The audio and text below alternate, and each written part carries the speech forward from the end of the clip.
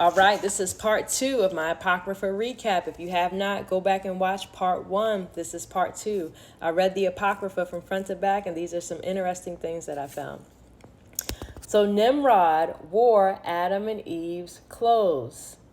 Noah, when he built the ark, he brought Adam and Eve's clothes, the clothes that God made for Adam and Eve in the garden. He took them on the ark.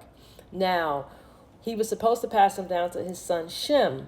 But Ham stole them, gave them to Cush. Cush gave them to Nimrod. Nimrod wore them and became a powerful ruler. It even says that God blessed Nimrod. God gave him dominion. So he conquered all those territories and built up his kingdom, his dominion, because of the clothes that he had that were Adam's. And then he turned evil, and God, turned his hand of favor from him. Esau killed Nimrod. So I think that's very cool. So again, you have the older generations that were living like 600 some years, mixing with the newer generations who were given like 120 years. And so there was a prophecy that Abraham's lineage would overthrow Nimrod's kingdom. That's why Nimrod kept persecuting Abraham. Now, Esau is out hunting. Esau sees Nimrod. Esau kills Nimrod. That satisfies that prophecy. Esau then has to fight with Nimrod's men, and he overcomes them, but he is hungry, he's thirsty, he is beside himself. He feels like he's going to die. He runs home. He begs his brother to fix him a meal. His brother says, I will, but you have to sell me your birthright. That's the background of that story.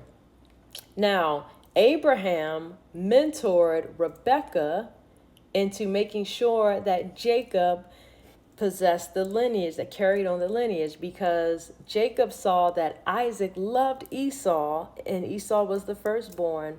But Abraham knew that Esau did not have the heart of God, that it was Jacob who would carry on the lineage, who had the heart of God. So Abraham mentored Rebekah to make sure that Jacob kept the lineage. I think this is lastly, So when Jacob got sent from home because Esau was, wanted to kill him, he went to study under Shem, Noah's son. He went to study under Shem and Eber. Last one here. Moses' rod was the rod that God used in creation, and the one Adam and Eve tilled the ground with. So the rod that Adam and Eve tilled the ground with also went in the ark that Noah built, which I think is funny because Noah had the ark, Noah had the garments and he had the rod. It's kind of like the Ark of the Covenant. He built the ark, and then now you have the Ark of the Covenant that held the rod and these things.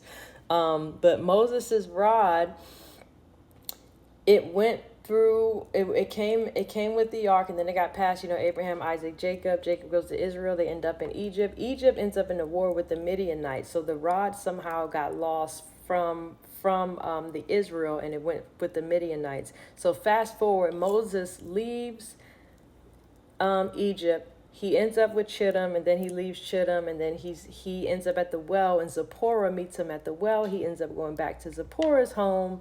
And in the backyard was the staff that her father had. And so the legend was that no one has been able to remove the staff from the ground. So the father said, if anyone can lift this staff off the ground, then they can have my daughter Zipporah. So Moses, he doesn't know any of this. He's just out in the garden. He lifts the staff. The rest is history. He gets the daughter and goes on.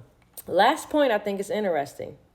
This is really the last one, is that Israel was only in Egypt for 210 years. So a lot of people think Israel was in Egypt for 400 years. No, we know very well where those 400 years have been served, and those 400 years are up. If you know, you know. That is my Apocrypha recap. Again, go back and watch part 1 if you have not. Let me know your thoughts in the comments. Bye.